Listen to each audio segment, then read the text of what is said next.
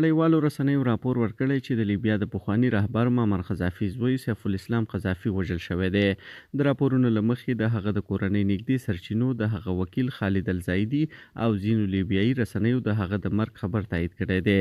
د لیبیا لوی څارنوالۍ ویلي چې سیف الاسلام قذافي په ډزو وژل شوی دی، خو د پیښې د څرنګوالي او عاملینو د معلومولو لپاره لا هم رسمي څېړنې روانې دي. تر اوسه د دغه وژنې د دقیق ځای، وخت او انګیزې په اړه بشپړ معلومات نه دي خپاره شوي. سیف الاسلام قذافي د خپل پلار د واکمنۍ پر مهال د رژیم له مهمو څیرو څخه ګڼل کېده.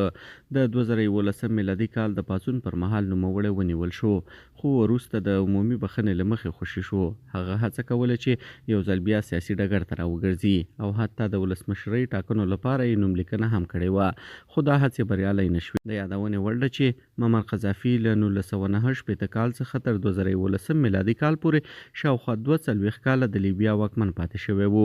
هغه د 2011 میلادي کال د ولسي پاڅون پر مهال له واکه لرې شو او وروسته د هماغه کال د اکتوبر په میاشت کې د سرت ښار ته نږدې د یاغیانو لخوا ونیول شو او په تاوتریخوالي کې ووژل شو.